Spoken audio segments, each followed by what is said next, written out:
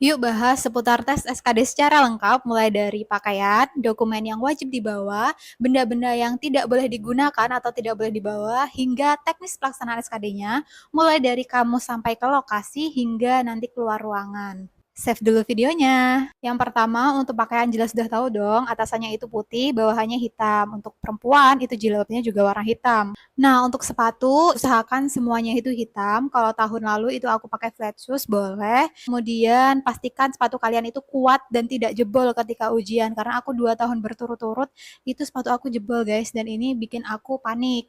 Yang kedua, untuk dokumennya yang wajib dibawa, ada yang pertama adalah kartu peserta ujian. Ini bisa di-download di SSC-ASN-nya kalian nanti ketika sudah menjelang tes SKD.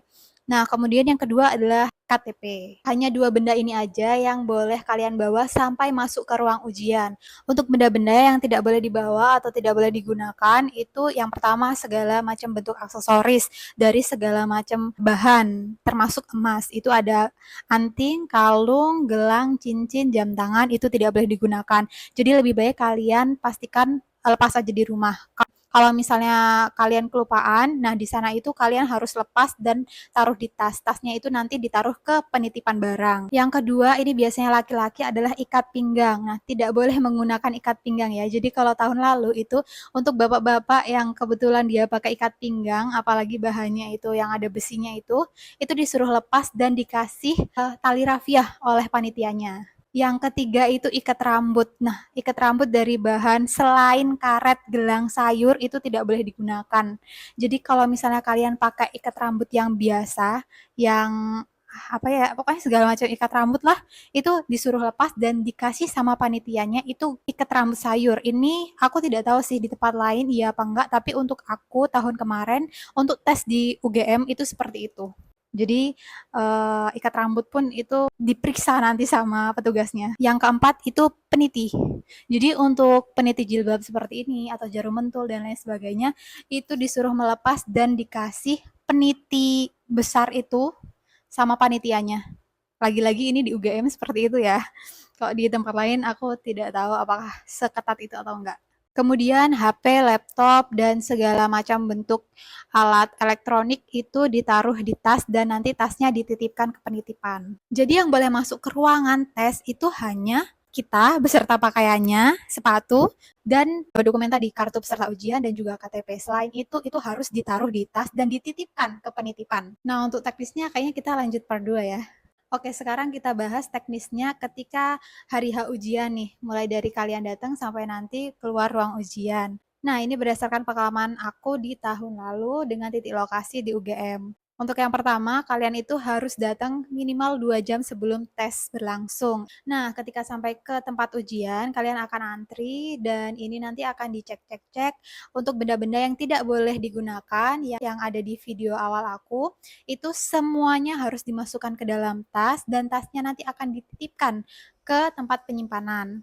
Kemudian kalian juga akan dicek kartu peserta ujian dan juga KTP-nya. Apabila nanti sudah sesuai, kalian akan diminta untuk menunggu di ruang tunggu yang pertama. Setelah itu, apabila sudah penuh tuh di ruang tunggu yang pertama, kalian akan diarahkan ke ruang steril. Nah, sebelum masuk ke ruang steril ini, biasanya ada para verifikator. Para verifikator ini nanti akan ngecek lagi kartu peserta ujian kalian, kemudian KTP dan mencocokkan dengan diri kalian. Nanti biasanya ada perekaman juga di sana menggunakan kamera gitu. Kalau misalnya sudah sesuai, kalian akan dikasih PIN ujian. Nah, PIN ujiannya nanti akan dituliskan di kartu peserta ujian. Gitu. Nah, kalau misalnya sudah sesuai, kalian nanti akan diperiksa lagi nih sebelum masuk ruangan steril. Diperiksa oleh para petugasnya menggunakan metal detektor untuk cewek sama cewek, cowok sama cowok. Sampai nanti diraba-raba, di antingnya diraba, diikat rambutnya, semuanya lah. Pokoknya jangan sampai kecolongan gitu. Nah, kemudian kalian akan masuk ke ruang steril. Nah, di ruang steril ini biasanya ada semacam monitor gitu yang menampilkan teknis pengerjaan SKD mulai dari jumlah soalnya berapa, kemudian pas singkirnya berapa, dan hal-hal penting lainnya terkait dengan teknis SKD. Jadi kalian tonton aja. Nah, setelah itu nanti kalian akan diarahkan menuju ke ruang ujian. Untuk di ruang ujian nanti akan ada beberapa komputer gitu dalam satu ruangan, akan banyak komputer atau laptop, itu tergantung dengan titik lokasinya masing-masing dan ada pengawas ujiannya. Kalau nggak salah satu atau dua pengawas gitu. Nah, di dalam itu nanti kalian boleh pilih terserah mau di mana aja, duduknya tuh di mana aja gitu. Kadang ada yang diarahkan, kadang ya udah bebas aja gitu. Udahlah tuh kalian kerjakan, kerjakan, kerjakan, kemudian setelah itu kalian akhiri pengerjaannya dan nanti akan muncul tuh nilainya berapa. Nah, kalian catat aja skor yang kalian peroleh dari TKP, TIU, TWK itu berapa di kartu peserta ujiannya tadi. Setelah itu kalian keluar aja ruang ujian, kemudian ambil tasnya yang dititipkan tadi, kemudian pulang deh.